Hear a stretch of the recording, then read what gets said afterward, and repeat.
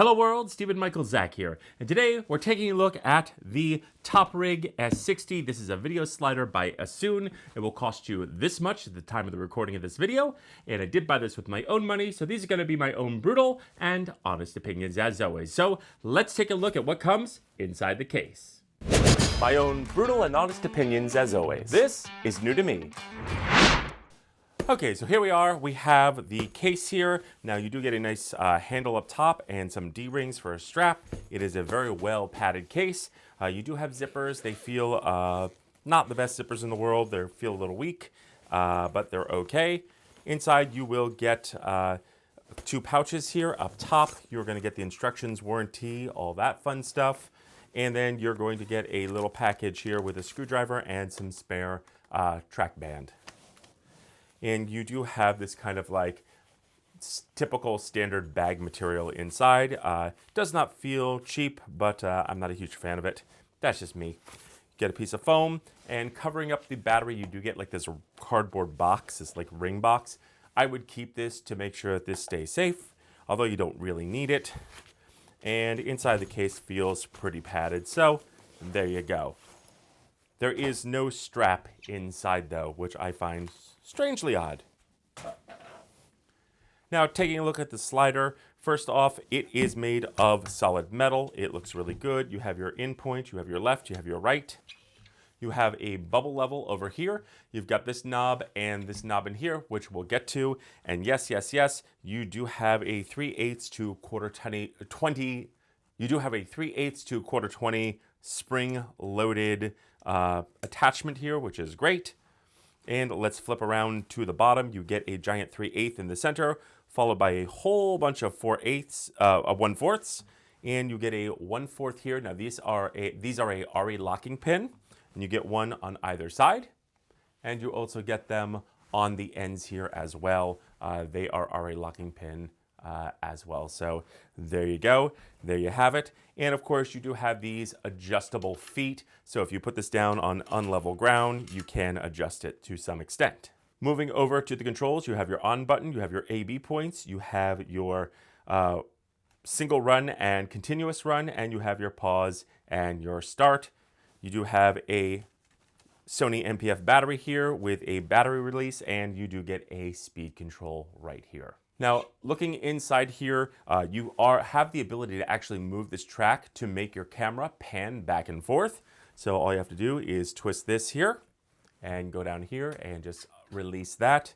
And as you can see here, you have the ability to adjust this center bar here, which is very cool. Just be careful that when you tighten this, that this little latch is not hitting your band. This is fortunately a ratchet, so you can pull it up and move it and push it down to get this thing tight. So very, very, very cool. So there you go, there you have it. There is a diagram in here so you can get this back on center point. Okay, so let's take a look at some powering options. Now you can use the Sony NPF here and just press that in and hit the on button. There we go. We've got Sony NPF. We can also use things like a V-mount battery, and we can use things like a little power bank for a phone. And I'll go ahead and show you that. Let's go ahead and turn this off by holding the button down, pressing the release here. Let's go ahead and slap in right there. And we'll go to the front and plug into the barrel plug, the 7.4 DC in. And there you go. You can actually power this, and you do get a very nice power indicator here, so power bar here, so that'll let you know how long your battery's going to last. Of course, we have the small rig, so we know how long it's going to last. And finally, the last bit of power is a USB type A to C, and we'll go ahead into the 5-volt out here. We'll plug that in. We'll hold down the button, and there you go. This thing goes on, so it works off these little power banks as well. So yeah, multiple ways to power this. Okay, so now let's go ahead and set this thing up and take a look at the controls. Now, I am going to use my old Manfrotto head here. This is the 701 HDV. I have removed the handlebar here. And what I love about this is that this is, of course, a 3/8, which will fit right onto here. So we'll go ahead and screw this on like so. And we're going to be using the Sony ZV-1 So that is the camera of choice today. And let's go ahead and just move that to the right position there. There we go. And now we have the ZV-1. Now, one thing to be careful with when you're using a camera on this slider, and one thing that happened to me while I was testing it, is you've got to be careful about where your camera is. Because if you have a higher battery like I do here, you can run into the mistake of having the camera move to the end, and this goes right to the end. So what could happen is it could hit the battery and jam up the motor. So you want to make sure that you're clearing your battery, or just use a smaller Sony NPF battery, or use one of the other two battery options. Okay, so now that our in and out points are set, I'm going to hit record on the camera, and we're going to go ahead and hit play. And you'll see that this thing works beautifully. I'm going to turn this up a little bit so it's a little faster. And there you go. There you have it. There aren't any bobs or shakes. It looks pretty good to me.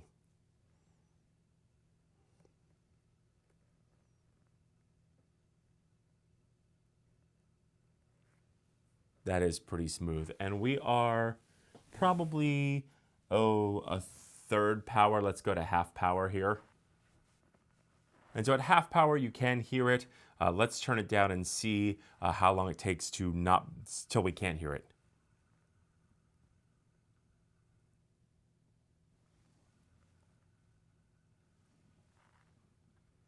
So I would say like just a little bit past half, and you cannot hear this thing. Even when this thing is at half, you can hear it, but it still isn't as loud as my Edelchrome or my Slipod. So good job, Accsoon.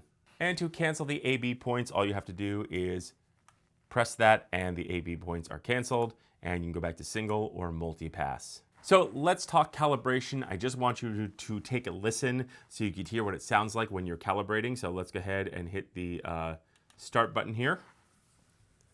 And let's see if I can get this to squeal. And there's no squealing sound, so that is a good sign. Sometimes when you're calibrating, it'll get to the end and you'll hear like a squeaking sound, but this did not have it this time. So just make sure that this is calibrated, and you never want to move this by hand, because if you do, and you hit the play button, let's see if I can get this to off calibrate. Nope, still calibrates. I would not recommend pushing this by hand. I don't know if the motors can take that. Okay, so let's talk pros and cons. Now, first off, let's start off with the cons. Now, I would say one of the cons is really kind of just because I have big, meaty fingers. It is a little difficult to get in here and adjust this little ratchet knob here. And you have to be careful that you don't adjust the knob so that it's leaning on the track and it's scratching on the track here. Also, when you loosen this up, if you take a listen, when you adjust this, you're going to hear it sort of scratching. So I don't know if that's good or if that's bad. It's actually gotten better since I've been using it. Maybe it's just, maybe this thing needed some oil or something. But just know that that is a little bit difficult for me just because my fingers are super big. The next con is I really wish that these were 3/8 and not 1/4-20s. Yes, it's great that there are a locking pin ones, but on the sides and on the on each side and on each bottom, I really wish that it was 3/8. That would give it a little bit more support. Yes, you can mount it to a 3/8 in the center here, and then mount some arms that attach to your light stand for extra support, but I really would have loved if there were more support in the sides and on the ends as well. And one of the last negatives is the zipper on the bag is not that strong, and they include D-rings, but there is no strap included in the case. I don't know if that's just my model or whether they just want you to go out and buy your own strap, but it was not included in the package. Next is more of really nitpicky. While the speed dial is pretty decent, I wish there were actual physical numbers here. Not a deal breaker at all. It would just help for me to have some numbers so that if I were using two of these, I could match them together much easier, far more easily than having to count all these different lines. Next con is the battery. Just be careful that when you mount your camera, I mounted mine to a ball head and I had the bigger battery in, and of course it hit the battery, and luckily the ball head gave way and tilted, but I did hear a little bit of motor strains. You want to make sure that your camera is clearing the battery. That is more operator error than a fault with this. And then finally, I will say that I really do wish that while this release feels okay, it is made of plastic. Be careful you don't hit it and break it off. It's fine for now, but time will tell. I wish maybe there was a little bit better of a release here. So just be careful not to break this off. Now, from the cons to the pros, I will tell you that it is very rare that something comes into the studio and I really want to keep it. And this is definitely one of those items. Now, let's talk about what I do like. I love the fact that you get the 3/8 to 1/4 spring here. I love the fact that there is multiple ways of powering this. You can use a Sony NPF, you can use a D-tap cable and a V-mount battery, or you could even use your cell phone charger, one of these little power banks. That is fantastic. The buttons are absolutely beautiful and nicely laid out and feel fantastic. The adjustment knob is great. That feels really well made. I love where all the ports are. You get your D-tap, your USB Type-C, and a camera port here. I love the fact that you do get a bubble level over here, which is great. You can adjust the center bar, so you do get some camera panning as you are moving backwards and forward. That is great. They do give you quite a bit of mounting points. I love the fact that they have these nice rubber feet, which seem to be very robust and rock solid. And the whole thing, the whole build quality just seems rock solid, not heavy at all. So super duper light. I really do like this thing. And like I said before, it is quieter than my Evolchrome and it is quieter than my SlidePod. So who is this for? Do I recommend it? And that is an absolute yes. For the price of this, which I'll leave right there, I think it is a fair price. This is definitely even the longer version you can travel with. Now, I will say that they do actually make an S30, and the S30 is about half the size. And if you need something for travel, you could definitely use the S30. You should have no problems there. But I really do like the S60. I think it is rock solid, and I will definitely, if I do keep it, or if I do buy one eventually, I will be using it in my studio more often. It is just small, compact, very easy to set up. I do recommend getting a head that will clear the battery. And this should be fine for really any small camera, like a Sony camera or one of the smaller Canons. I'm not sure how this would fare when you start putting heavier weight. Be sure to check the weight limitations on it. But for a small Sony camera, which most YouTubers use, or most people out there are using Sony, this should have absolutely no problem. So those are my thoughts, but I want to know yours. So leave your questions and comments in the notes below. Also, don't forget to like, share, and subscribe. And don't forget to mash the bell button to be notified when we drop a brand new video. And feel free to use the links below as it helps out the channel. I'm Stephen Michael Zach, and this is new to me.